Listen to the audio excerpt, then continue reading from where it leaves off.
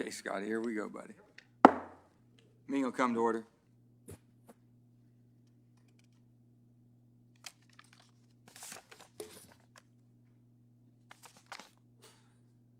Although the news coverage would indicate that this week is Infrastructure Week, our committee seems determined to make it Science Week.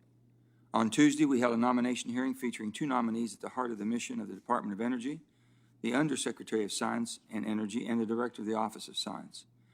And we're here today to discuss the role of and programs within the Office of Science. And I hope our witnesses will expand on Tuesday's discussion of the Office of Science's leadership, management, and direction by delving deeper into the substance of its many programs. The Office of Science carries out the basic scientific research that underpins nearly all of the department's activities, from understanding the atom to the cosmos and from manufactured materials to biological systems. At the core of the Office of Science abilities to perform are the 10 national labs stewarded by the office and its 28 user facilities. The user facilities such as Berkeley's Advanced Light Source in California, Michigan's facility of rare isotope beams are examples of what the United States does at its very best.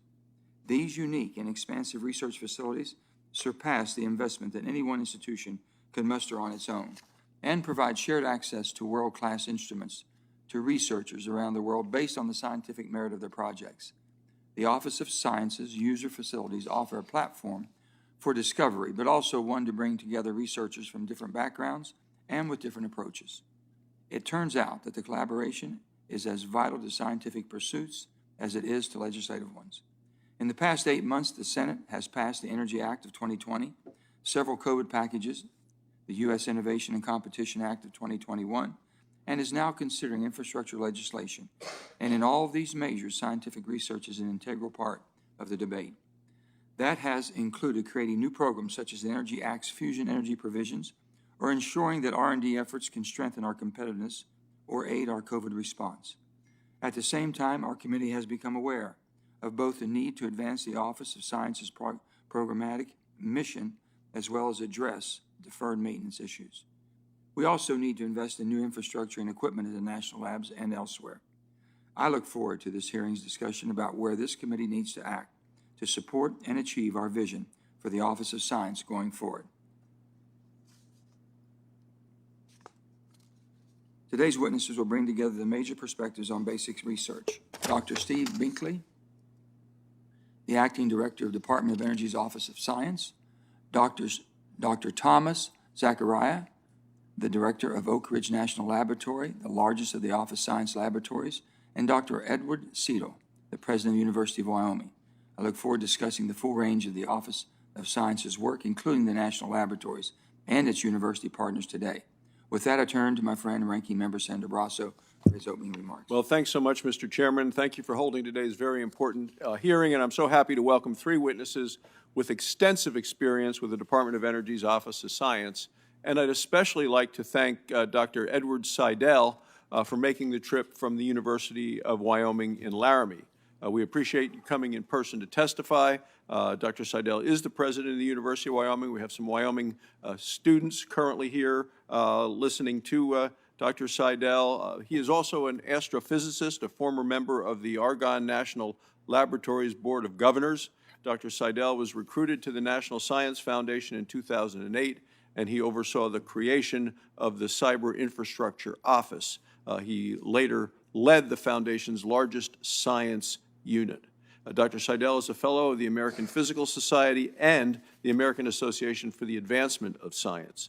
We're lucky to have a university president with such relevant experience for this important discussion today. The Department of Energy's Office of Science is the nation's largest supporter of basic research in physical sciences. The Office of Science is uncovering the secrets of the universe, and it is revolutionizing the fields of quantum computing and artificial intelligence. Also leads our nation's efforts to develop fusion energy. In addition, the Office of Science makes significant contributions to numerous fields, including materials science, chemical science, and isotopes. Isotopes are essential in the medical diagnosis and treatment of a variety of industrial processes. The Office of Science produces these critical isotopes when they are unavailable in the commercial market. Finally, the Office of Science oversees 10 of our nation's department's 17 national labs. These labs employ over 26,000 highly capable individuals. A primary function of the Office of Science is to support user facilities located at our national labs. These 28 user facilities support cutting-edge research across the scientific spectrum. These include particle accelerators and light sources, which act as powerful microscopes, allowing us to observe the fundamental constituents of matter. Two of the world's 3 fastest supercomputers are located at our national labs. Using these computers, the department played a significant role in helping us understand the threat of COVID-19. The Department of Energy can make improvements in its research and development programs. It can certainly do more to maintain and enhance its world-leading scientific infrastructure. I'd like to see more investment in building research capacity at universities in rural states, including Wyoming. In 1979, Congress created the Established Program to Stimulate Competitive Research, or EPSCoR. Congress established this to address concerns about the distribution of federal research and development grants. Historically, a small number of institutions disproportionately have received the majority of federal research funding, and those are not institutions that are represented by the people that are sitting here on this panel today. Thanks to programs like EPSCoR, this is improving, but we still have a long way to go before we fully benefit from the capabilities and expertise found all across our nation's universities. President Biden's budget request for $3 billion for research at the Office of Science, but it only included $25 million for EPSCoR. Well, this is less than 1% of the Office of Science's entire research budget. I would also note that the President requested a $414 million increase for the Office of Science, but failed to request any additional funds for EPSCoR. We must do better to improve access to federal research dollars, and this committee is a place to make that happen. With 15 of the 20 EPSCoR states represented on this very committee, Mr. Chairman, I think it is something that we can all agree on. So I thank you, Mr. Chairman. I look forward to the hearing today. Thank you, Senator Barrasso, and I'd like to welcome all of our witnesses to the committee and thank you for discussing this important part of DOE's work with us. Today we have Dr. Stephen Binkley, Acting Director of the Office of Science, Department of Energy, Dr. Thomas Zachariah, Director of the Oak Ridge National Laboratory, and finally Dr. Edward Seidel, President of the University of Wyoming. Dr. Binkley, we'll begin with your opening remarks. Thank you, Chairman Manchin and Ranking Member Barrasso, and distinguished members of the committee. It is with great pleasure that I join you today to represent the Department of Energy Office of Science at this hearing to discuss the current and future role of the Office of Science as a foundational contributor to the U.S. science research ecosystem and as a driver of advances across many scientific and technical domains of critical importance to our nation. As this committee is well aware, the Office of Science's core mission is to deliver the scientific discoveries and major scientific tools that will transform our understanding of nature and advance energy, economic, and national security goals of the United States. We are the nation's largest federal sponsor of basic research in the physical sciences and the lead federal agency supporting fundamental scientific research for our energy future. Over the decades, the investments made by the Office of Science and its predecessor agencies have led to scientific results and technical achievements that enabled countless new technologies, businesses, large and small, and entirely new industries.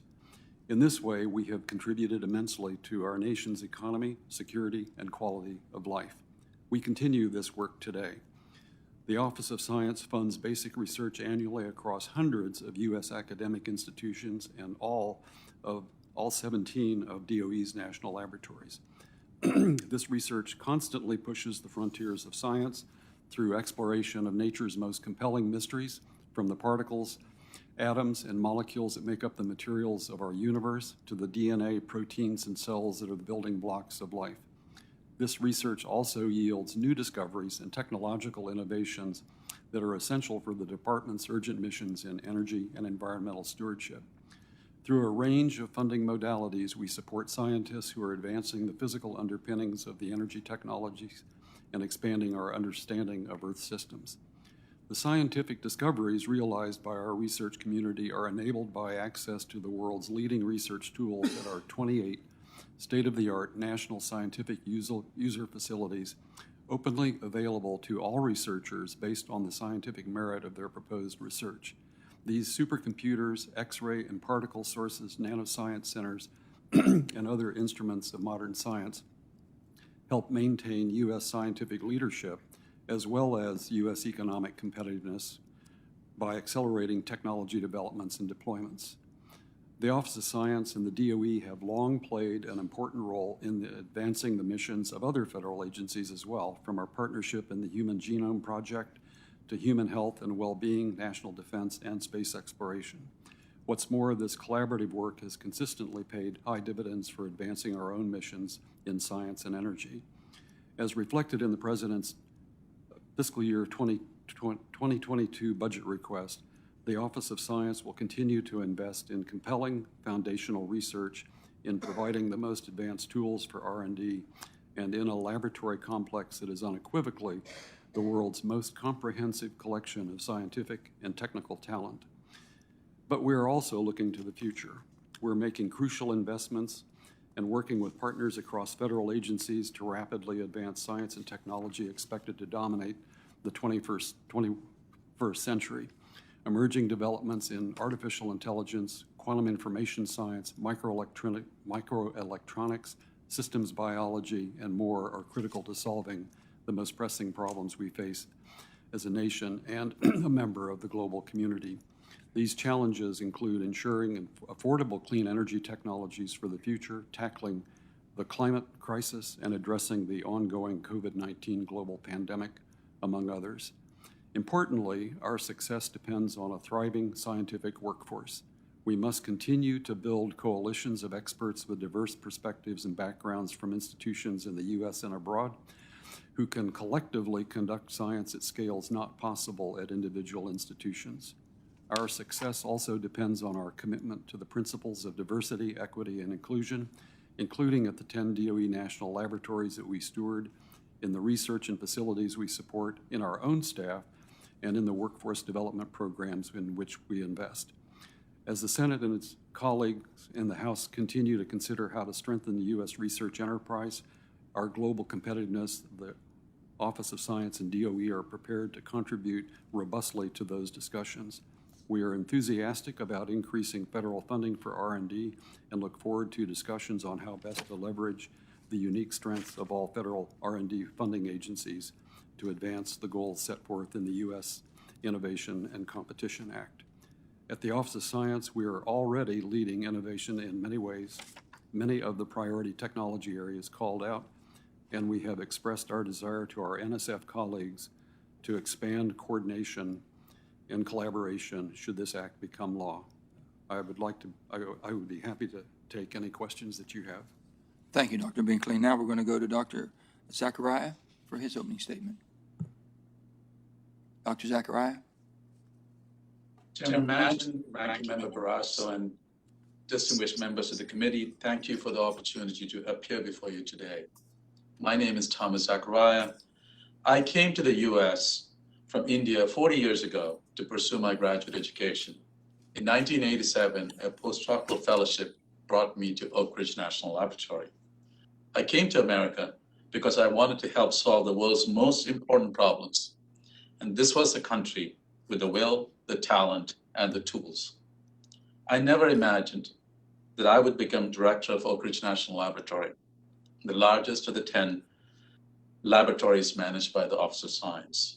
I never imagined we would be called upon to fight a worldwide pandemic. We were ready when the call came. In a matter of weeks, we joined our sister laboratories to increase production of medical supplies, understand pandemic spread across the population, improve testing, and help develop treatments. I never imagined we would help change design and manufacturing in the United States for buildings and nuclear reactors, automobiles, and components for the Air Force and the Navy. We are transforming factories with new materials and methods, advances in sensors, high-performance computing, and artificial intelligence. And we are addressing cybersecurity up front. We are helping General Electric develop a turboprop engine printed as a single unit instead of assembled from 800 pieces. We have partnered with the University of Maine to create a new market for Maine's forest products industry by 3D printing with wood products. I never imagined we would help lead the world in materials discovery to advance clean energy technologies like batteries, solar, and clean hydrogen, or carbon capture and utilization at the scale needed to make a difference. We measure and model a climate system for better decisions in the fight against climate change. Our biotechnology programs are developing affordable and sustainable aviation fuel, bioproducts that sequester carbon, and sustainable replacements for environmentally harmful products like plastic. I never imagined we would be at the forefront of quantum information and materials, artificial intelligence, and supercomputing. This fall, we'll deliver the first exascale computer, the fastest in the world.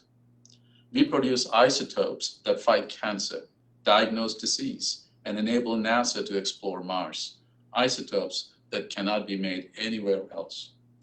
And we play a key role in pursuing commercial-scale nuclear fusion, a carbon-free, abundant energy source that will truly change the world. How did we accomplish this? By attracting the best talent in the world and making prudent investments in infrastructure. Let me echo what Dr. Richmond told this panel on Tuesday. We need to be as innovative as possibly can and get our scientists on board to make the kind of changes we need to stay ahead. That means infrastructure that helps us to recruit and retain the best. There are many needs across the lab system, but I will name three. Our basic laboratory infrastructure across the complex averages about 40 years old. The reactor, where we produce rare isotopes, was built in the 1960s and requires near-term maintenance and upgrades to continue operation. A second target station at our Spallation neutron source needs to be built for the US to retain and remain at the forefront of neutron scattering, a technique pioneered at Oak Ridge that enables breakthroughs in an array of fields. We must also draw students into STEM fields and the mission-driven research at the national laboratories.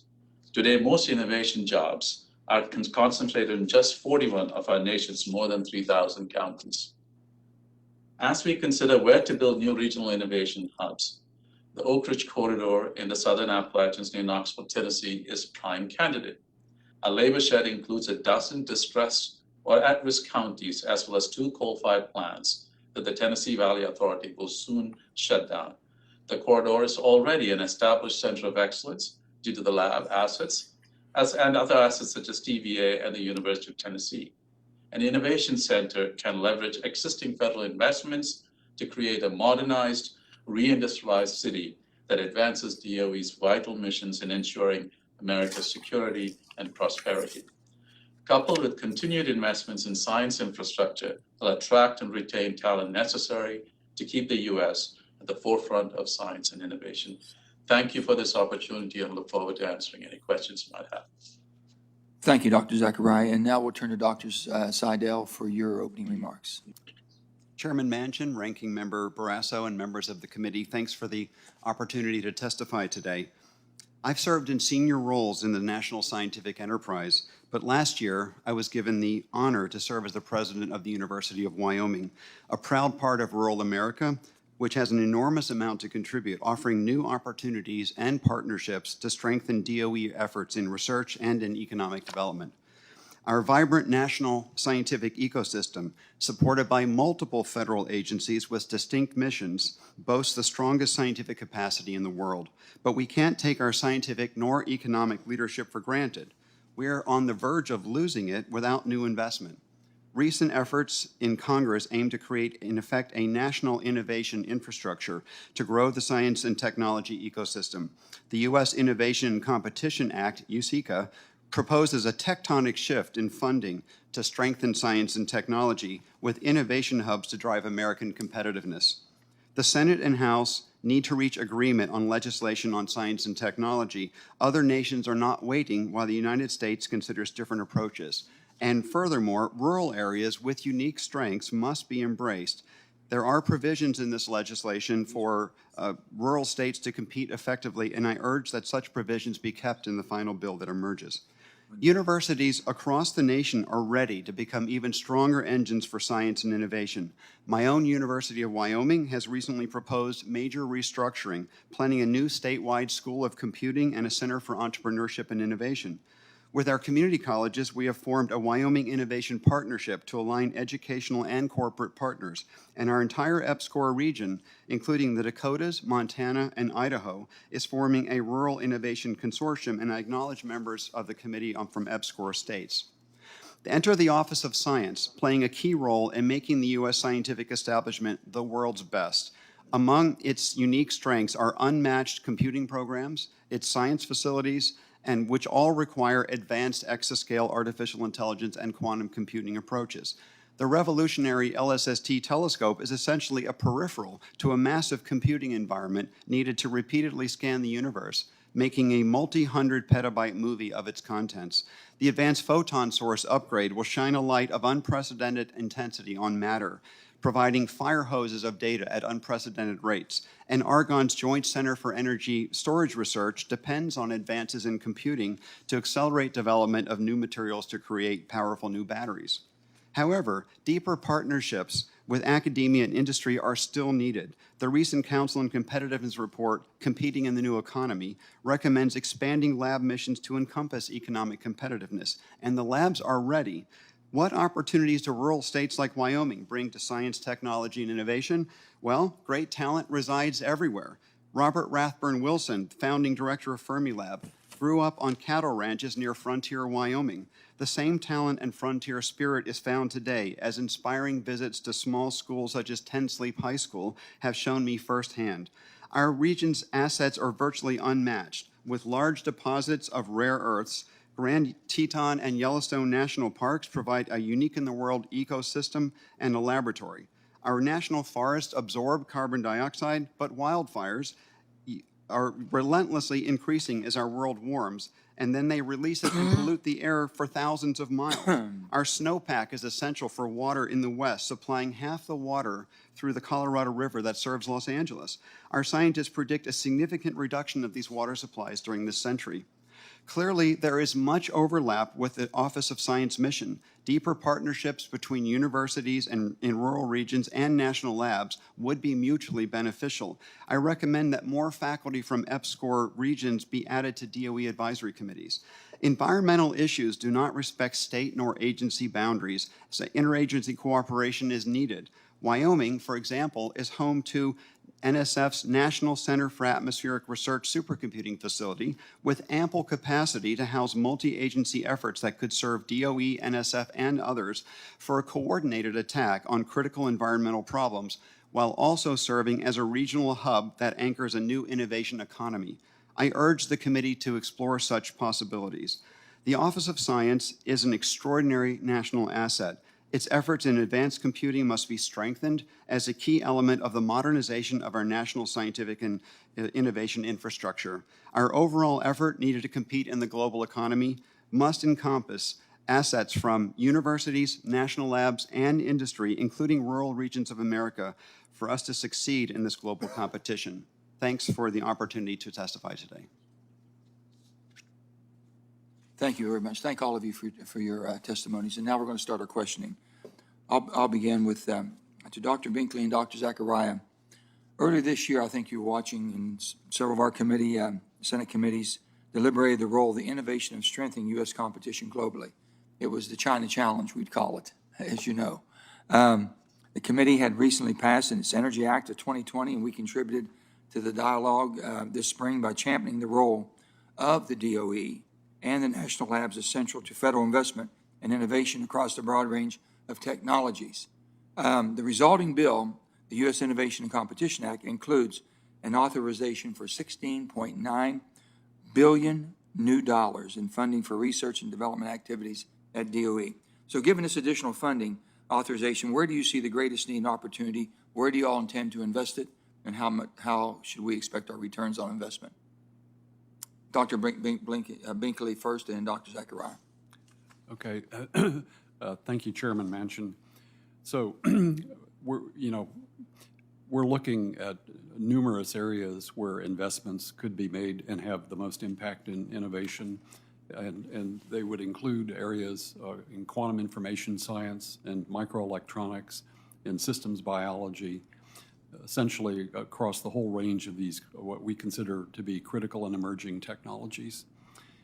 These technologies will open the door to essentially new businesses, and there are significant research opportunities in these areas as well.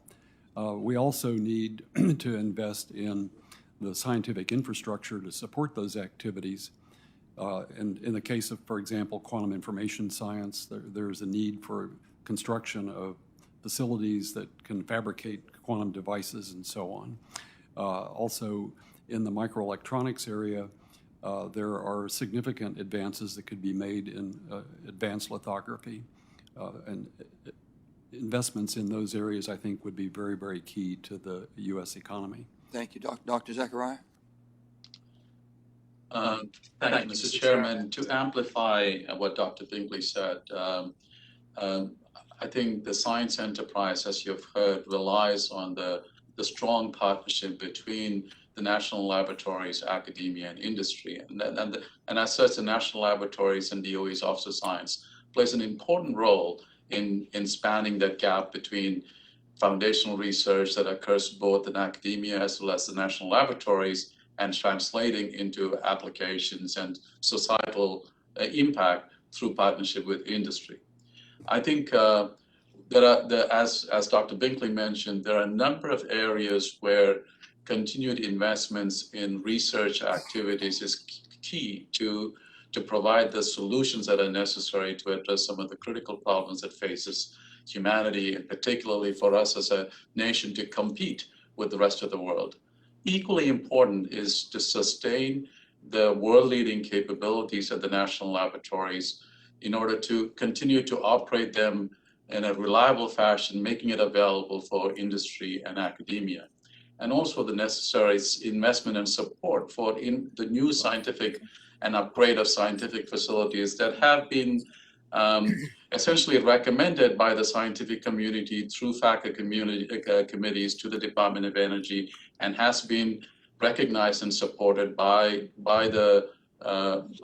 Congress.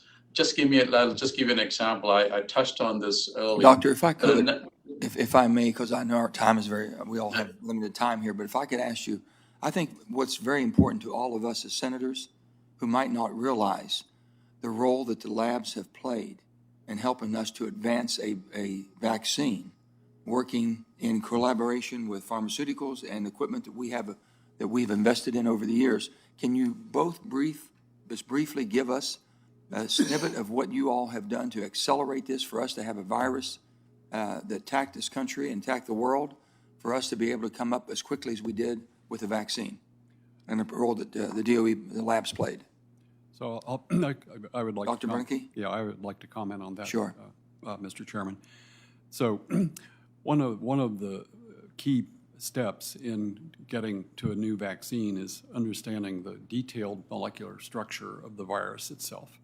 And so one of the major contributions that was made by the Office of Science was using the light sources and neutron sources at our various labs. We were able to very, very rapidly characterize the very detailed nature of the molecular structure of the virus. And you know, What was the time frame that you were notified of this, that we had this virus coming upon us? Do you remember? Well, for us, the turning point was when the CARES Act funding was appropriated. Okay, March. That enabled us to instantly turn on the research for characterizing the molecular structure of the virus. And that was in the March time March frame. 2020. Right. We were aware of the pending crisis maybe a month before that, seeing the infection rate increase. But we're hamstrung to do the research that was needed, because obviously we have to have appropriated funds in order to do that. Dr. Zachariah? I would just add, Senator, that in addition to the light sources and the neutron sources, the Office of Science and its laboratories made its considerable capabilities in high-performance computing to both university and industry and other agency researchers to also scan through the compounds of available drugs to come up with solutions and new drugs that are capable of attacking this virus. Let me just say to all of you that there was not a bit of pushback for us to get the $16.9 billion carved out for our labs because of the applied science that you all have been doing and the great success you've had. So we know that you'll invest it wisely, and we're going to stay ahead of this curve so we don't have another virus creep up on us. We want to be ahead of it and be ready for it when it does come. Thank you all. Senator Barrasso. Thanks so much, Mr. Chairman. Dr. Seidel, Congress has created the EPSCoR program, called Established Program, to stimulate competitive research, to broaden the geographical distribution of federal research funding. This is the map of the states. It includes 15 members represented on this committee. We have North Dakota's on this map. Wyoming's on the map. West Virginia's on the map. New Mexico's on the map. Nevada is on the map. Less than 1% of the Office of Science's research budget goes to these 25 states, 15 of the members represented here. Is this program having its intended effect? Senator Barrasso, thanks for the question. I'd like to start by saying I've been involved in EPSCoR programs personally. From Louisiana, I led a Track 1 proposal for NSF, and I've seen the impact that that has had. Within the agency, I saw the way EPSCoR helped support programs across the entire agency to fantastic researchers in states that don't receive nearly as much funding as others. And I would say since my arrival in Wyoming, I see the impact, particularly that the EPSCoR programs that are run by the NSF and also the INBRE program at NIH. I don't see as much, frankly, from the DOE side. So while I'm very grateful for the support, and I think all of us are, that we receive through EPSCoR programs, I do think that more could be done. And I think that there are a lot of examples of why that's a good idea. So for example, number one, more research funding leads to great dividends paid back in terms of economic development. Many of the EPSCoR states are challenged in terms of economic development in their rural states, and so we need more investments in our economy in order to really grow and begin to build on the scientific investments that are already there. That is going to be a question I'm going to have for Dr. Brinkley when we get to that point about what more can be done through the Department of Energy. But let me ask you this, Dr. Seidel. The Office of Science has 6 advisory committees, collectively include a total of 124 members. Of these 124 members, only 8 come from universities in these EPSCoR states.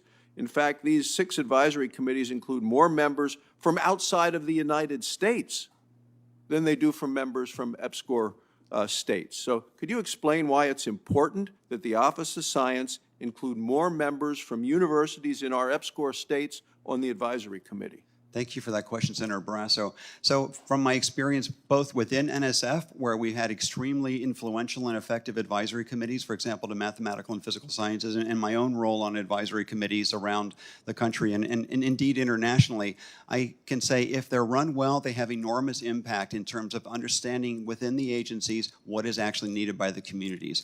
And rural states and EPSCoR states have unique perspectives and unique assets. So without more participation of their faculty on our advisory committees, we don't get the input that we need. So I would advise that we add more. So then to Dr. Binkley, do you believe universities in EPSCoR states are appropriately represented on the Office of Science Advisory Board? And how can the office address this, what I view as a lack of representation from universities in our states?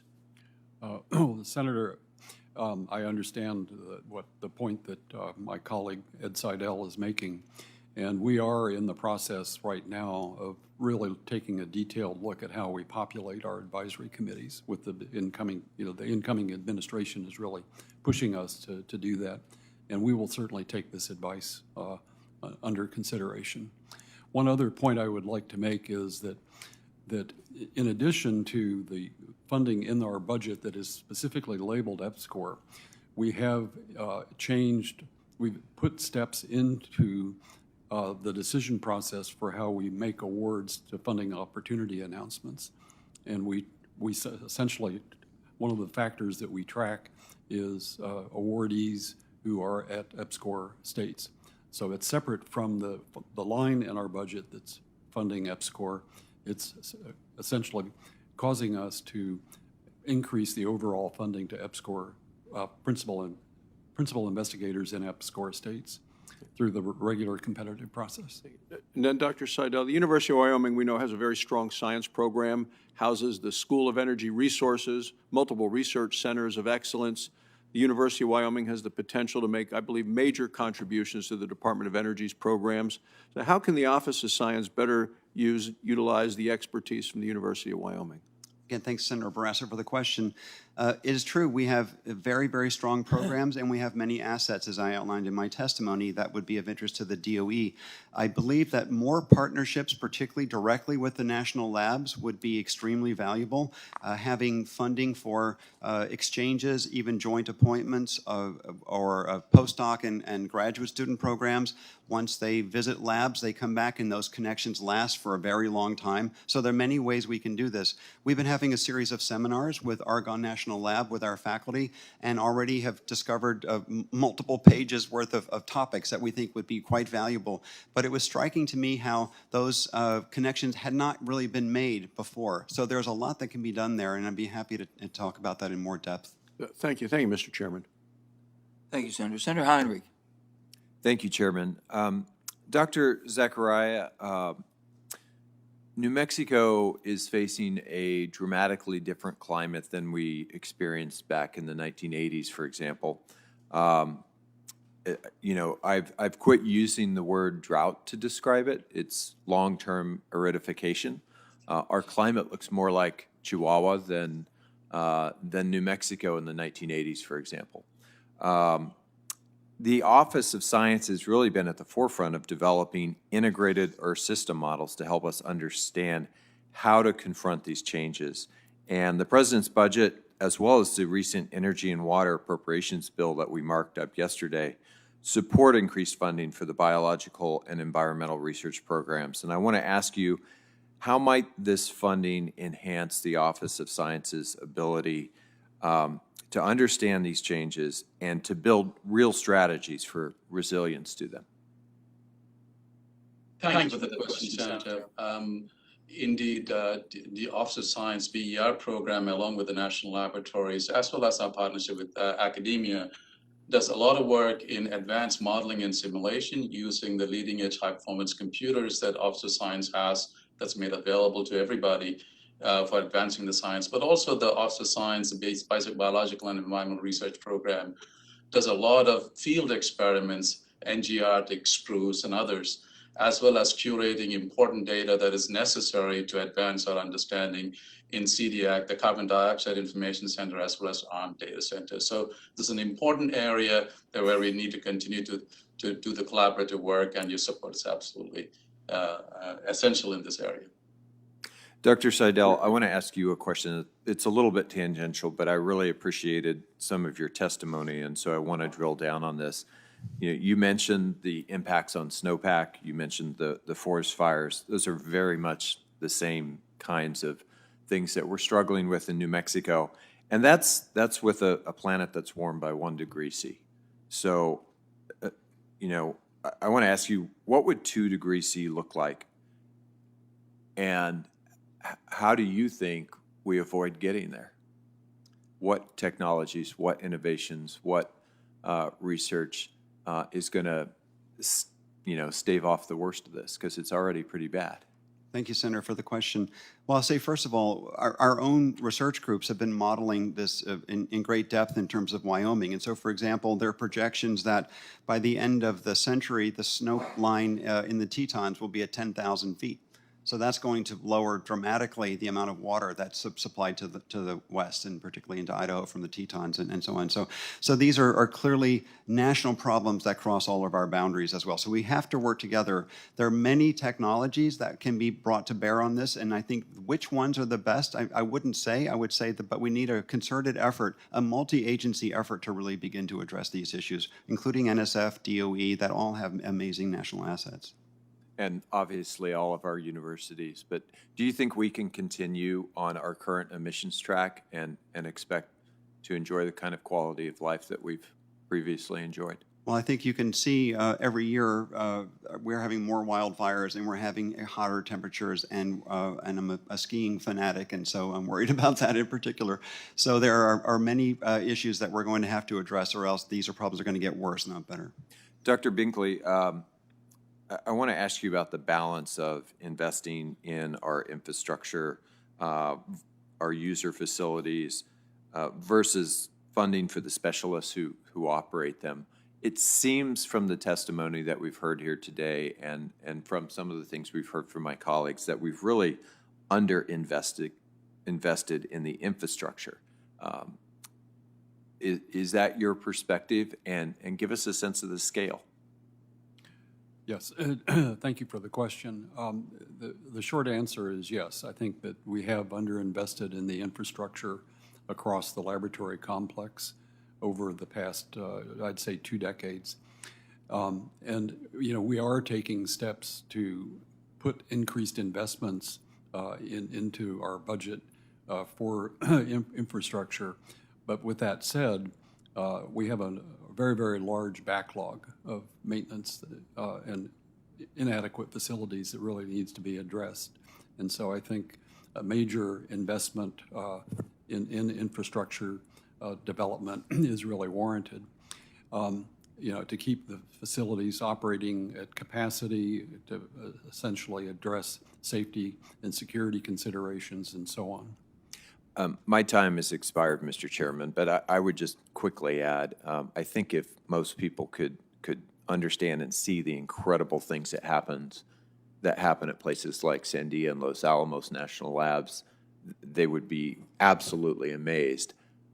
In addition, if they could see the age of some of the facilities where those things actually occur, it's remarkable to me that we've allowed much of this infrastructure to age to the point that we have without replacing it, without really giving our DOE the tools that they deserve to be able to serve this country well. Senator, just a little comment on that. You know, we've identified and they have identified $35 billion in need.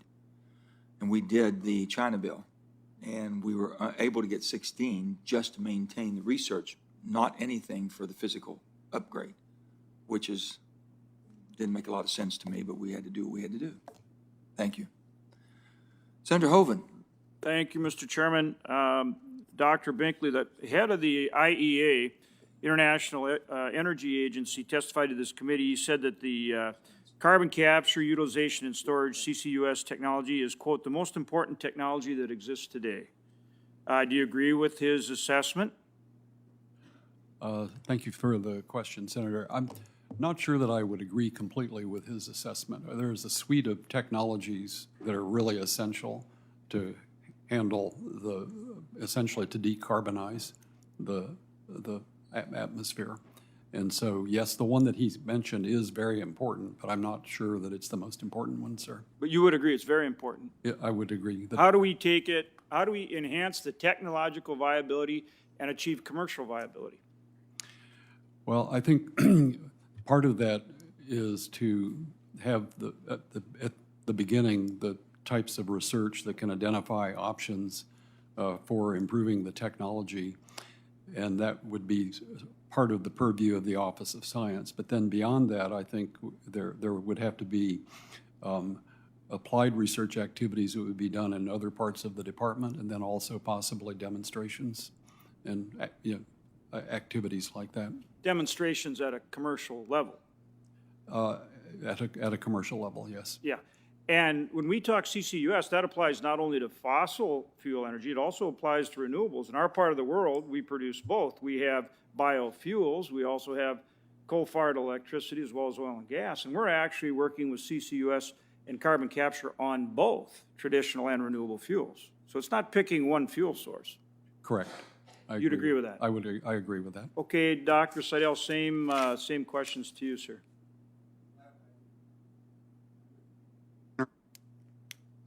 I would agree generally that a multitude of approaches is needed, and so it's not one activity or another, but we need to be carrying out investigations in all of these and scaling up to commercial viability as quickly as possible. So to get this going to a commercial level, we're working on things like, partnerships in terms of the funding with states and the actual industries, loan guarantees so that they can, put the equipment on their plants that would actually capture the CO2. And then the 45Q tax credit is a huge one too, to help, again, with the ongoing costs, because there's parasitic load and all kind of things that go with it. What do you think of those? And are there other things we can do to move forward here and actually deploy CCUS technology? As a general statement, I think corporate partnerships need to be enhanced dramatically, and it's one of my priorities at the University of Wyoming is to build programs where we can work more closely with corporate partners, but we need other support, for example, through the national labs. And so I think three-way partnerships with companies and incentives for them to work with us. Of course, they need the scientific expertise, but there's sometimes financial and intellectual property issues we have to deal with. Making sure that intellectual property can be shared as appropriate is another one of the barriers that often comes up. So we're actually working very hard on that at my institution and many others around the country. Dr. Zachariah, what's the role of the national labs in actually making this happen? Not just researching it, but making it happen. Well, thank you very much for the question. As you've heard, I think the national laboratories play an important role in actively working with the universities and industry to scale up and demonstrate that it can be used. For example, working with National Energy Technology Laboratory and the Southern Company, we are already trying to deploy some of the point source capture technologies for carbon capture and utilization. But also we're working on trying to see whether we can use the air conditioners of both residential and commercial buildings to direct capture of carbon dioxide for again, capture and sequestration. So these are all possibilities that can be done in partnership with industry and universities. Thank you to all three of you gentlemen. And Mr. Chairman, I yield back the remainder of my time. Thank you. Thank you, Senator. And now we have Senator King. Is he still with us? There's my friend, Senator King. I am. Thank you, Mr. Chairman. And first, Dr. Zachariah, I want to thank you again for the wonderful visit that I had at Oak Ridge with our friend and former member of this committee, Lamar Alexander. It's incredible what you're doing there, and I want to thank you for that. Secondly, I want to join my friend Senator Barrasso in the emphasis and discussion of EPSCoR. I think it's a critically important program, and frankly, I think we're leaving discoveries on the table if we don't empower these wonderful institutions that aren't in the heart of the research ecosystem, but places like University of Wyoming, Montana, the University of Maine, all across the country. There's a lot of talent there, and EPSCoR is the key to unlocking it, and I hope we can continue to support that, and I certainly look forward to working with Senator Barrasso on that. Let me ask a couple of sort of narrower questions. One of the most promising technologies for the future of a carbon-free world is nuclear fusion. Dr. Brinkley, where are we on fusion, and does fusion entail the same waste disposal problem that fission entails? Thank you very much, Senator King, and we certainly appreciate your visit to Oak Ridge National Laboratory. Fusion offers tremendous opportunity of clean, renewable energy for the future. That said, there is tremendous amount of work that needs to be done, and the fact that the U.S. is part of the International ITER project, that is a first demonstration of nuclear fusion capability.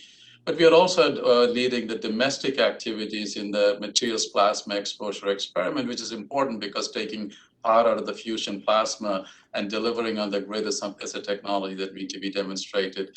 And of course, it also needs to, we have lots of work to be done, and there's tremendous interest in the private sector in working with the national labs and academia to advance some of these issues and challenges. Let me press you.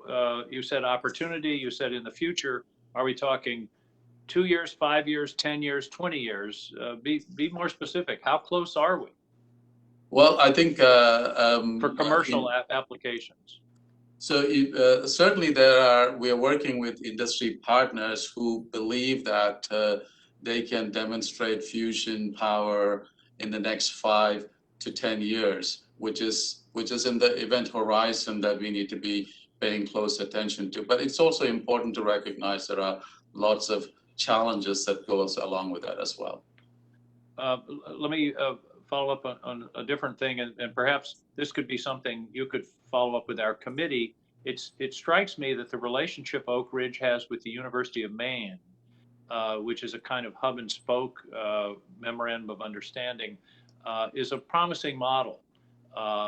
We've talked about EPSCoR, but this is another way that we can tap some of the talent and work that's going on around the country. So you don't really need to respond to that, except I hope you'll say it's working well. But then share with the committee how that has worked, and that could be a model for other of the national labs, it seems to me. I completely agree, and be delighted to submit a detailed answer for the record. Let me ask one final question of Mr. Binkley.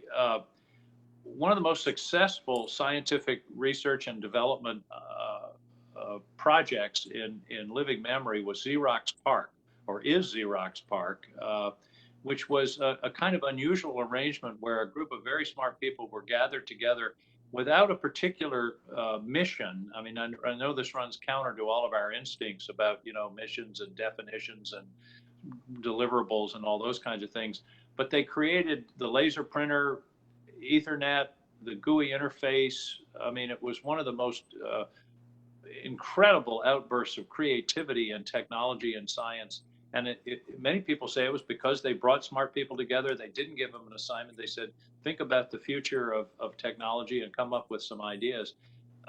Is there space in all of this money that we're talking about for a kind of Xerox PARC model around the country, rather than the narrowly focused grant for a specific problem of carbon capture or storage or whatever? Senator, thank you for that question. That's an interesting concept. I'm pretty familiar with the Xerox PARC model. I'm also very familiar with the AT&T Bell Labs model, where there was essentially, there were certainly technologies that Bell Labs really wanted to mature so that they could be fed into the telecommunications infrastructure. But there was, they had a significant part of the organization that had scientists that were essentially allowed to, run free with ideas. But there was, beyond that, there was a coupling through the Western Electric part of AT&T to actually get these things into product space, which I think was absent in the Xerox PARC model. Well, the Xerox PARC model worked, but it worked better for Apple than it did for Xerox because of Steve Jobs realizing what was going on there. But I'm out of time, but I would commend some thought given, if we're talking about billions and billions and billions of dollars. I don't think Xerox PARC was terribly expensive. And that there may be a role for a little sort of set aside literal think tanks in the sense of science development. Thank you very much, Mr. Chairman. Thank you for calling this important hearing. Thank you, Senator. Now we have Senator Marshall. You got to be quick here, bro. Yes, sir. Yeah, Chairman, thank you for letting me hop on this real quickly here. I think I'm going to start with Dr. Zachariah. Is he online? Okay, there you go. I want you just to talk a little bit about the future of nuclear and specifically thorium reactors, some of their advantages and disadvantages as you see it. Thank you very much for that important question. I think, first of all, nuclear energy, nuclear fission and fusion, particularly nuclear fission, is a critical component of all of the above strategy, and it is a really important carbon-free source of power. Now, there is quite a bit of work that is being done in thorium-based reactor technologies. Obviously, the laboratory has in its past pursued this technology, and it has some promising opportunity, and it's being pursued elsewhere. Now, we have in this country has recently, of the nuclear energy, has advanced as essentially selected number of interesting advanced reactor demonstration projects. And I think this is a promising way to continue to move forward, including small modular reactors, particularly to achieve net zero carbon emission. Appreciate that answer, and just a little bit more follow-up on it. What I'm very concerned about is China is really leading the way with this molten salt reactor technology as well. They've invested 3 times the amount that we have as well. If we're ever going to get to a total electric transportation, I don't see any way of getting there without nuclear. So maybe my follow-up question, are you supportive of halting the downblending of U-233 to study its potential use as a nuclear energy fuel source? Senator, I think that there are opportunities to continue to work on molten salt reactor. Now, the type of U-233 material, if it is in the form of mixed waste, it may be not the most viable approach. So it really depends on the source of the material, and I'll be happy to follow up with a detailed answer for the record. Thank you. Dr. Binkley, I think we could go back to you. I have a feeling you've got some opinions on this as well, and on thorium reactors, their safety compared to traditional reactors and what their future looks like. Thank you for the question, Senator. I think going along the lines of what Thomas Zachariah said, I think we would be happy to respond to that as a detailed question for the record. Okay. Dr. Seidel, any thoughts on nuclear? Thank you very much for the question. I do have thoughts on, Okay, on good. nuclear. Good. I will just say that there is a demonstrator project that is beginning in the state of Wyoming for advanced nuclear reactor technology that would be commercialized in collaboration with TerraPower and with the Department of Energy in the state of Wyoming, and we're very excited by that. There have been really revolutionary advances in the reactor technologies, and I think that they really provide a lot of promise in the relatively short term. Great. Dr. Binkley, I'll go back to you and talk a little bit about biofuels. Do you have an opinion on what the impact would be on tailpipe emissions if this entire country would go to ethanol 15 year-round or E30 year-round?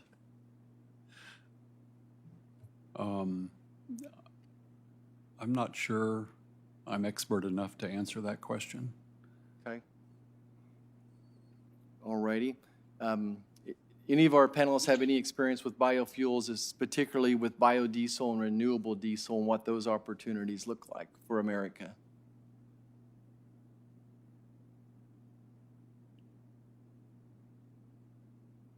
Go ahead. I just was in a camper van that had a diesel engine and liked the idea of biodiesel. There you go. Well, let me educate you. Let me educate you all. You know, we have these huge packing plants in Kansas, and one of the byproducts, of course, is the fat. And we're turning that into diesel now, to biodiesel, renewable diesel. I think it has an incredibly improved carbon footprint, and it's technology we have today. It's not technology that we're waiting on 10 or 20 years and hope that we can all sit down and talk a little bit more about the great opportunities for biofuels. Thank you so much, Chairman, and I yield back. Thank you, Senator. That was such an enlightening question there, an answer. Senator Cortez Masto. Thank you, Chairman and Ranking Member Barrasso. Gentlemen, thank you for being here. I am so pleased that Senator Barrasso led with EBSCOR. Thank you, because I agree with him 100%. And I know if President Sandoval from the University of Nevada, Reno, were sitting where you are, Dr. Seidel, he'd be saying the same thing. Now, I do have to say, this has been an incredible program and partnership with the University of Nevada, Reno in Nevada. We are very, very proud of it, and was so delighted to see that DOE recently provided the University of Nevada, Reno with a nearly $2.5 million grant for quantum information sciences and quantum computing. So thank you. There is a great partnership. I would like to see it more prominent. I do agree that if we can populate these advisory committees with EBSCOR states doing more in this space, I'm 100% for it, so I look forward to working with all of you.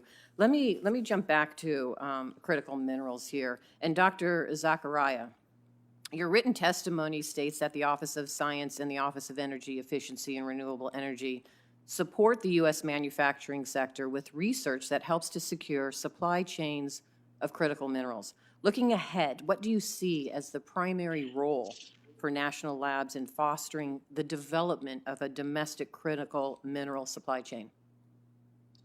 Thank you very much for that question, Senator. The lab, as I mentioned, there is the Office of Science and the Applied Energy programs are actively working on critical minerals that are necessary.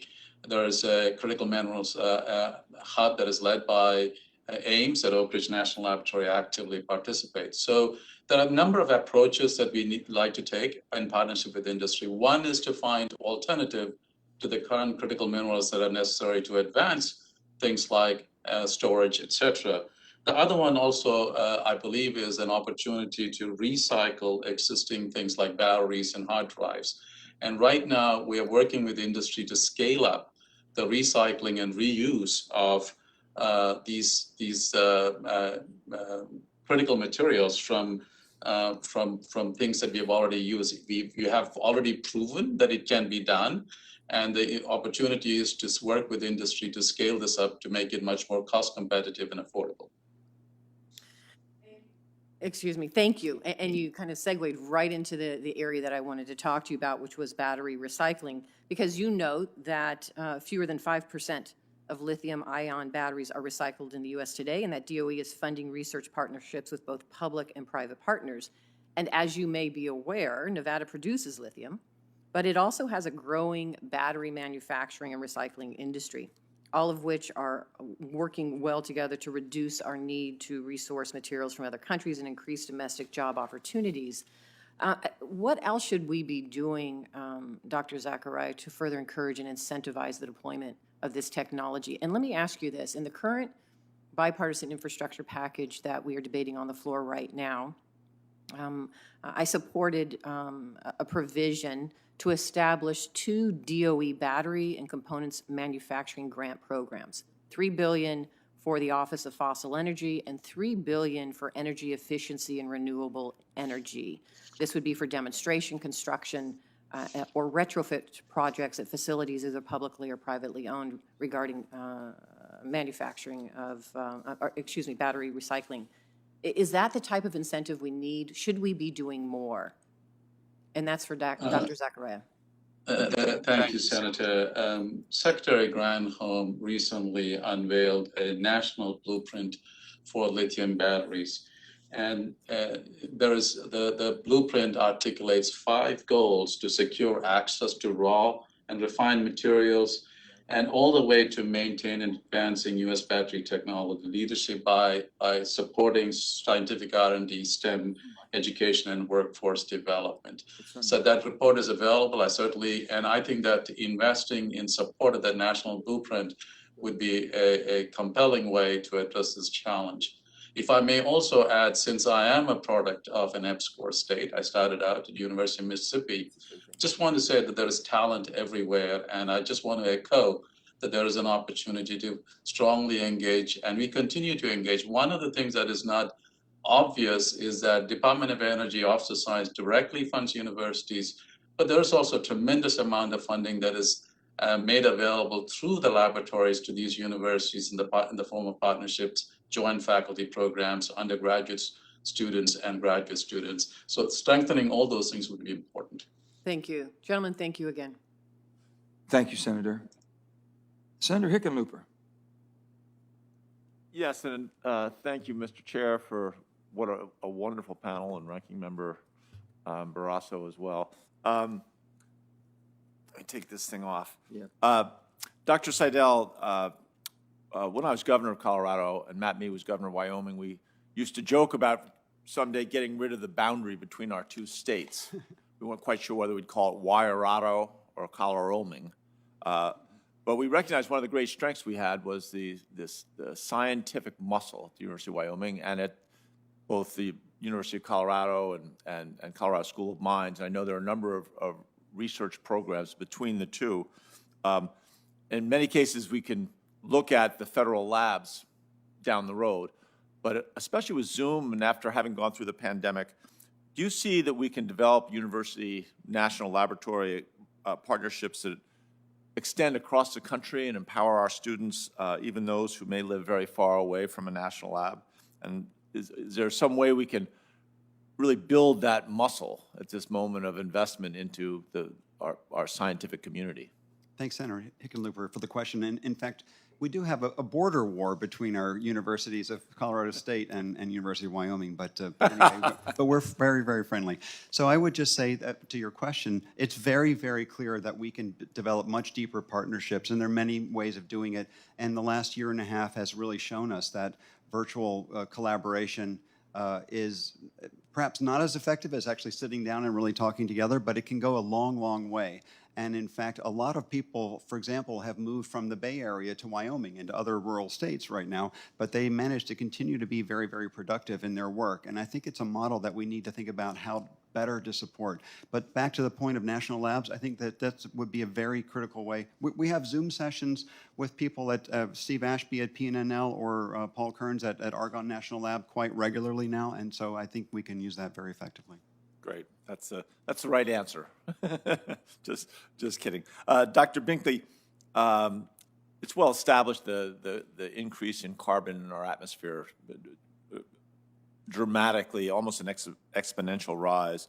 And direct air capture does offer a path of how to get carbon out of the atmosphere. That's assuming we can stop putting more and more carbon into the atmosphere, stop emitting the carbon. But I think scaling up will require R&D with an eye towards commercialization. I got two questions.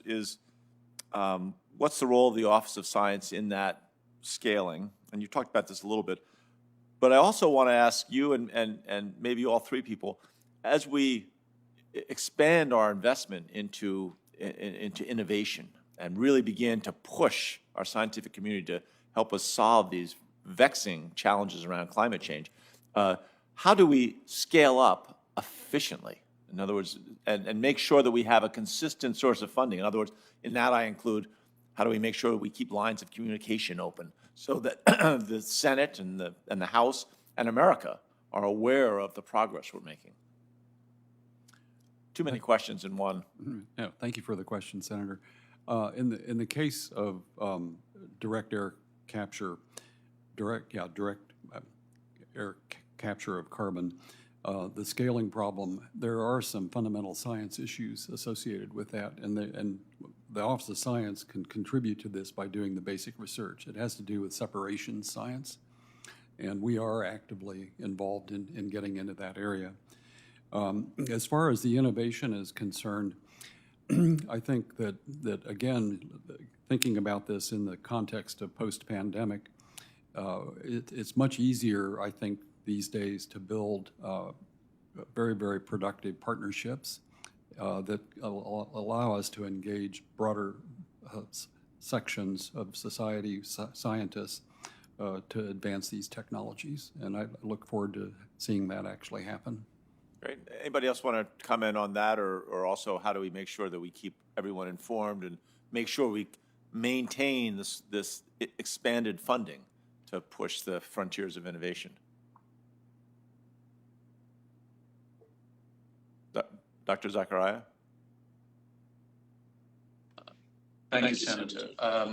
Again, as Dr. Binkley said, there are both fundamental issues that in separation science that need to be worked on in advancing direct air capture technologies. But one of the things that the National Laboratory also offers is a connectivity between the fundamental science and applied energy programs to scale up and in working with industry. And indeed, I think that's very important to continue to engage also new students and graduate, and faculty members in universities as we move this technology forward. There are some really deep challenges, but also the payoff is significant. Great. I'm out of time, so I'll let it rest at that. But I would argue that we're going to have to scale up dramatically. We're going to have to make this a national mission for young people to get involved, and and science and technology in the early parts of their studies. Thank you, Senator. Senator Cantwell. Thank you, Mr. Chairman, and thank you to you and the ranking member for holding this important hearing. It couldn't come at a more important time as we discuss R&D budgeting for the future. And one thing I believe is definitely that the national labs should, in the America Competes Act, or as some now are calling it, USICA, gets its fair share of R&D dollars for the future. I wanted to ask you, Dr. Binkley, about why is it so essential for us to keep this investment moving, particularly as it relates to the grid? I look at our challenges with the grid, and I see huge opportunities with energy efficiency and moving power around cost effectively and diversifying and integrating with new resources, particularly on the storage side. And I also see the challenge of cybersecurity and the needs for us to harden our grid from these kinds of attacks. Do you have any comments about why these levels of investment are important to keep those initiatives going? Well, Senator, thank you for the question. I think it gets back to your proposition that, you know, we do need to find a way to make the grid more reliable and more efficient. After all, it's a key part of electrification, and there certainly is a lot of work to be done in that area, especially in the cyber realm, as we've seen in the last couple of months. And so there need to be continued investments in cybersecurity technologies to better protect the grid, and then also technologies like storage, for example, on the grid that need to be, there needs to be a deeper capacity in those areas. And so I think continued investments across the board in those areas are really necessary. Could you venture to say it will cost us if we don't do them? Yes, I would say that. You know, if you look at some of the grid failures that have occurred, some of them induced by weather conditions, some of them induced by the wildfires and so on, and some just because of the aging of the infrastructure. Or cyber attack? Or cyber attack, yes. I mean, this seems to be the new thing, is to, let's see how much intimidation we can drive through infiltrating power plants or pipelines, things of that nature. Dr. Seidel, you mentioned our dear Dr. Ashby, and thank you for doing that. We're very proud of what they do at PNNL. Do you have any thoughts on this subject? Just the R&D level and initiatives that we need to better upgrade and protect our electricity grid? I do. Thank you for the question. I would say, well, first of all, very generally, I see the USICA Act as really addressing American competitiveness in a very broad sense. And at the root of that is investment in basic science. But then it very specifically tries to connect it to other parts of the ecosystem so that we can innovate. So coming back to the power grid specifically, of course, if the power grid comes down because of any reason, and cyber attack will be more and more of concern, it really hurts our competitiveness in terms of our economy. There will be massive issues as electricity may be not available because of some failure in the power grid. So we really need to pay attention to this. And of course, we have an increasing need for power throughout the country as well. So all of these things are important. But there are many components, including, as Dr. Binkley said, for example, around the energy storage to make sure that there are sufficient reserves, at least for short-term disruptions in the power.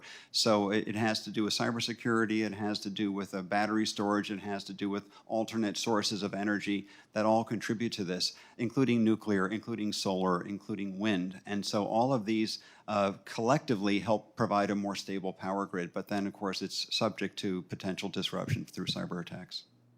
So do you think hardening of the grid should be a national priority? Yes. Thank you. Thank you, Mr. Chairman. Thank you, Senator. I have just a few more questions, and I think so does Senator Barrasso, and I'm not sure if Senator Cantwell does, or Senator Hickenlooper, if you have any more questions, too. I'm going to just another round very quickly if we do, okay? So to any or all of you, how close are we to achieving technologies needed to capture and utilize carbon dioxide, not just to sequester it underground, but to use it as a value-added waste product.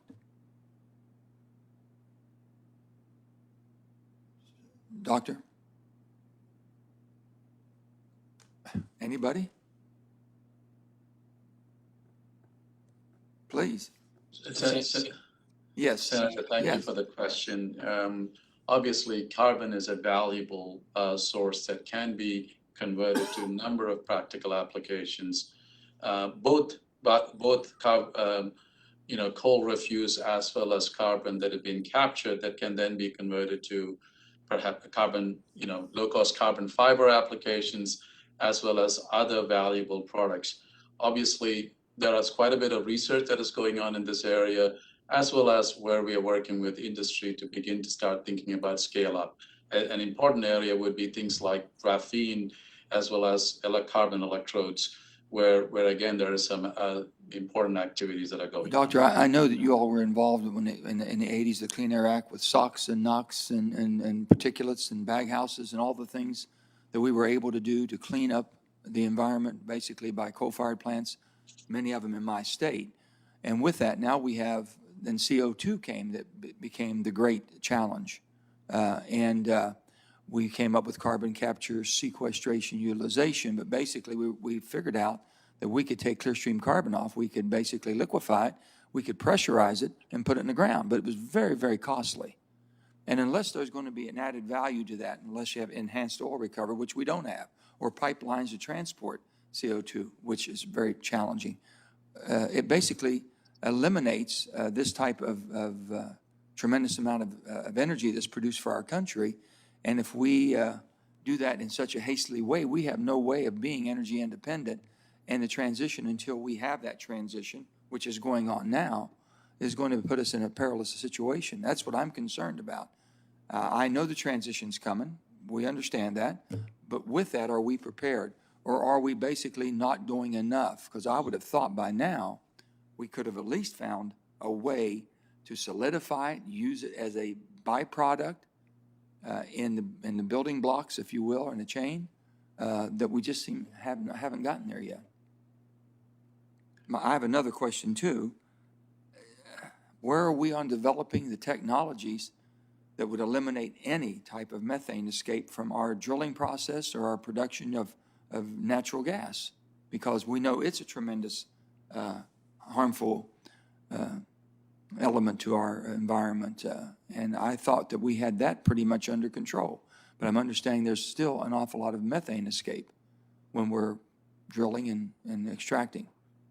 And really, if we've had that technology, do you know, any of you? Doctor, would you know about that, what you all have done, or any of the labs have done on that? Mr. Blinkley? So there is work going on in the labs in that area. It's a pretty vexing problem, though, because, the fugitive emissions from sources like that, a lot of the control really has to be taken at the source. It's not a scientific problem. It's more of an engineering problem. Yeah. I mean, in the eastern part of the United States, we do an awful lot of capturing. Out west, they haven't. And the reason I found out, they can't get permits for pipelines to take the methane off. So is it kind of a situation to where they want to be having that in a situation where they have a way to beat on it, if you will, and stop all drilling on BLM lands and things of this sort? We need production of energy. And the new technologies coming on, I'm all for renewables. I'm all for storage. I'm all for all of this. But I'm not for accelerating, getting rid of what's gotten us to where we are today and keeps us energy independent. And there's a proper transition that should go on. And I want to make sure that we don't accelerate that to the point of our own detriment. That's my concern. And I don't know if we're moving. How do we get so quickly to SOx and NOx? How do we have scrubbers? I grew up in a time with all the power plants around us where I grew up, and my parents had a hard time my mother putting her wash out. I remember all those days. That went by the wayside. By the 90s, we were out of that. All we had was this vapor. But with that, there was CO2 going up, carbon into the air, and they went and said, okay, now let's get rid of that too. We haven't made very much advances from the 90s to present.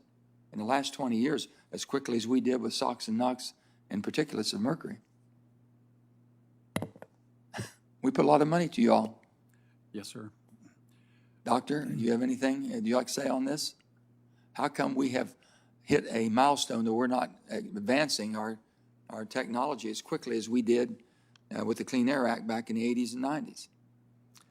Senator, my comment is more on the use of coal, for example, around the material science and other applications that it can bring. And so we have a very active research program in the School of Energy Resources at the University of Wyoming. So it's not necessarily as useful in the future as an energy source, but it may have many, many other values that could be brought to bear. We know that.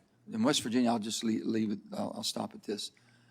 West Virginia has just basically patented a microchip made out of carbon.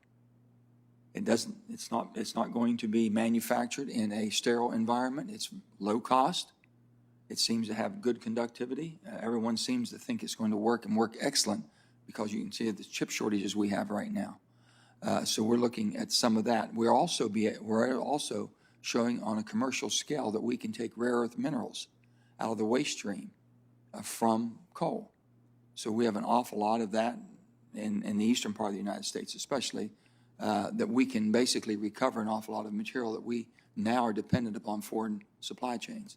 So there's so much that can be done, and we need to advance this as quickly as possible. With that, I'm going to turn to Senator Barrasso. Well, Thank you. thanks, Mr. Chairman. Dr. Binkley, we've had an entire hearing here earlier this year on making sure that our research doesn't fall into the wrong hands. What's the Department of Energy doing to ensure research funding and research results don't go to groups and individuals with ties to our adversaries like China or Iran? We've been concerned about leakage from universities to other places. Could you visit about that? Yes, Senator, thank you for the question. It's a very serious problem, very serious issue, not only for the Department of Energy, but also for the other parts of the federal research enterprise like the National Institutes of Health, National Science Foundation, and even the DOD. They put a lot of research dollars into universities. Our approach within the Department of Energy is sort of two-pronged. One is focused on the national laboratories, and we have developed a list of what we consider to be critical and emerging technologies, and have used the expertise in the labs to understand what aspects of those areas, quantum information sciences, for example, needs to be protected better.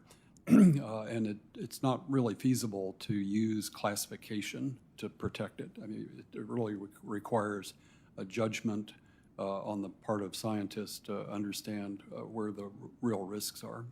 And so we have implemented that across the National Laboratory Complex. And then we're now turning our attention to what to do about the research grants that we provide to universities, principal investigators in universities and so on, which is governed under a different set of rules. When it comes to the national laboratories, they're actually under contract to the Department of Energy. And so we can put provisions in their contracts that require them to do certain things. In the case of financial assistance that we provide to universities, the rules are really different. And there, what we're doing is working across the government with the other federal agencies that provide financial assistance to universities to have more consistent reporting be made by principal investigators who are proposing to get funding, reporting on essentially sources of income that they have, ties that they have to foreign organizations and so on, so that information is required up front when a principal investigator submits a proposal for consideration to be funded. And so we've been working on this actually for over a year in the interagency process. It's progressing. I know specifically within the Department of Energy, we are about to undergo a rulemaking step where we put out for public comment proposed changes in the way we do financial assistance. And that, I think, would be the first real step in protecting information. We appreciate for the thoroughness here. Dr. Zachariah, anything you want to add on that? Thank you, Senator. As Dr. Bentley mentioned, it is really both an important problem because I truly believe that economic security is national security. And what is truly challenging is that some of these technology areas, as we continue to learn and mature, we have to be vigilant that we in the United States has the ability to protect it, and we do that by working very closely with the Department of Energy and Office of Science in ensuring that the work that we do is both advancing the science and innovation while protecting the outcomes of those work. Dr. Binkley, are there more that this Office of Science can do to build research capacities at universities in EPSCAR states? You've heard the importance of it from, I think, all the members today. Yes, Senator, thank you for the question. Yes, the short answer is yes. We could devote more funding to the EPSCOR program per se. But I think also the other tack that we are taking now is whenever we have a funding opportunity announcement, one of the items that we track very carefully is whether or not we're getting principal investigators from EPSCOR states to submit proposals to those funding opportunity announcements.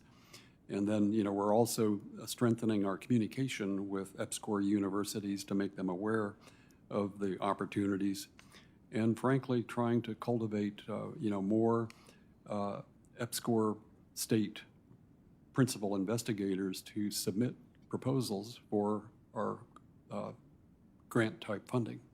And I think we have to do all of those across the board in order to strengthen the participation of the EPSCOR states. And then, Dr. Seidel, once again, thanks for being here from the University of Wyoming. Is there anything additional that you'd like to add to some of the things you've heard this morning? Thank you, Senator Barrasso.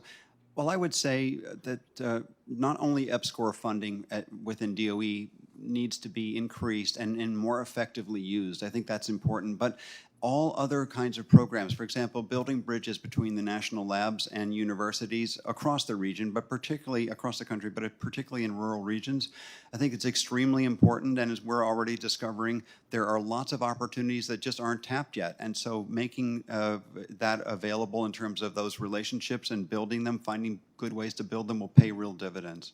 Thank you. Thank you, Mr. Chairman. Thank you. Senator Cantwell. What are those opportunities that are not tapped? Well, for example, the fact that there is so much talent in our rural areas that don't even realize that there are these opportunities. So this, in fact, goes all the way down into the schools, elementary schools. So building up even the awareness. So we're building a statewide school of computing in the state of Wyoming, or we have proposed to do so. And I would say that when I talk to the community college partners, they're saying that the students coming out of the schools are not necessarily thinking that they could have a career in technology because their parents didn't and their parents before didn't and so on. So we really need to think about how to reach in partnership with the schools and the superintendents and so on.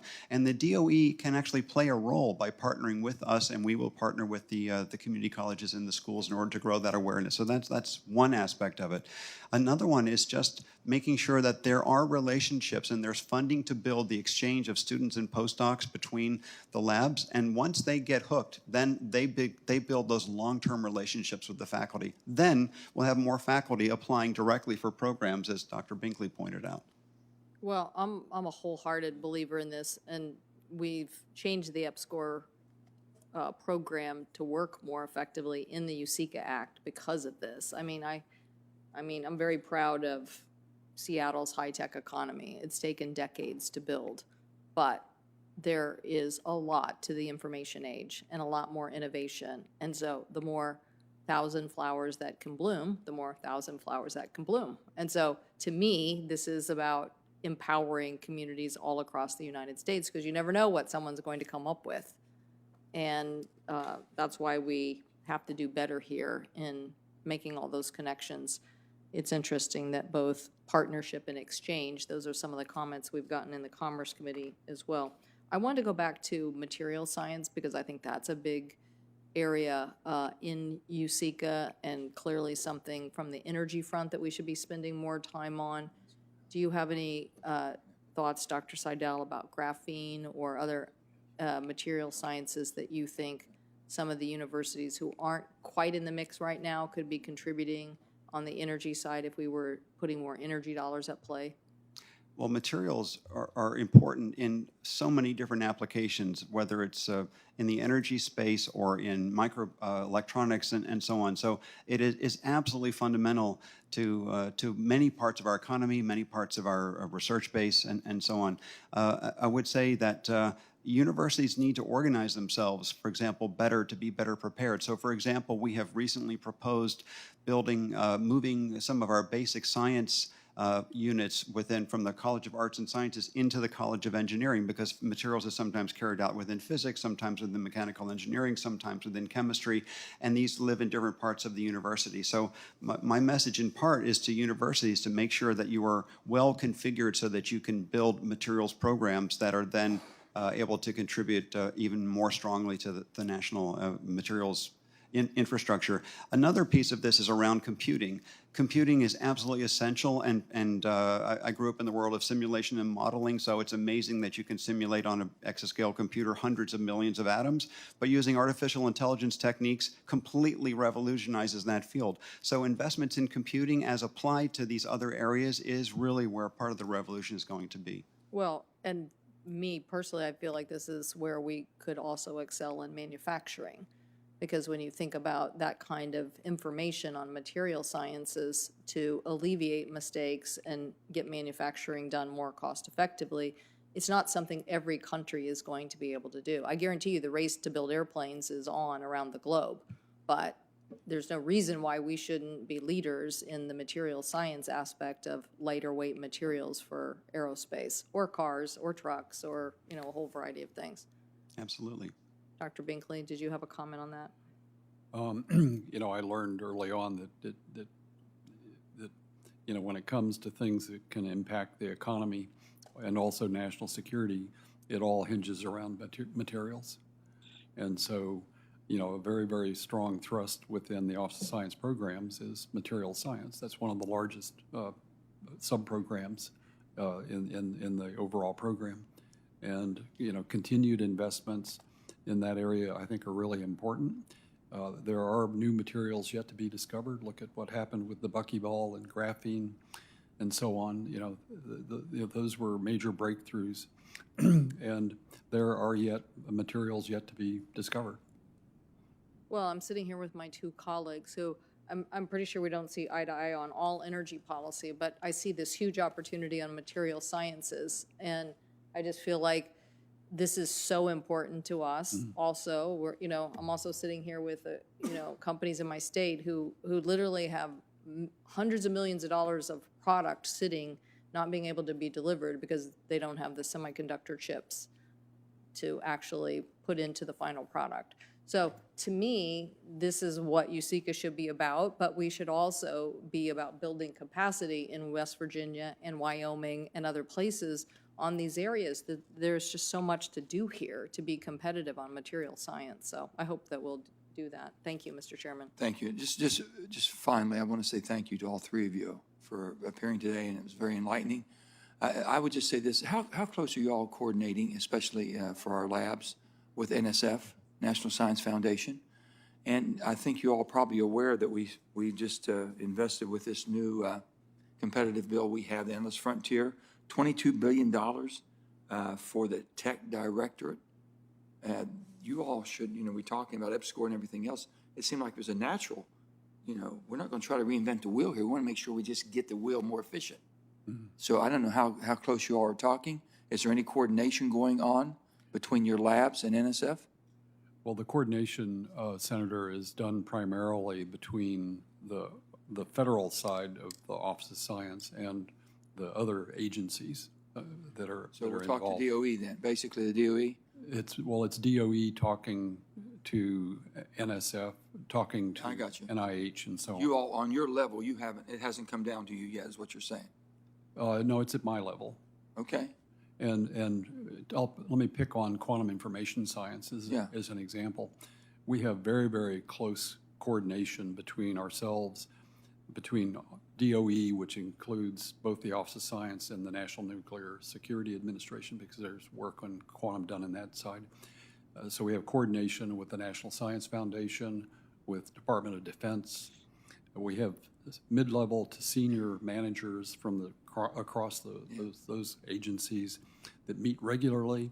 We have annual program manager meetings where we get all of the QIS program managers from across the government together to go through what, you know, each person is doing, what they're funding, what their priorities are.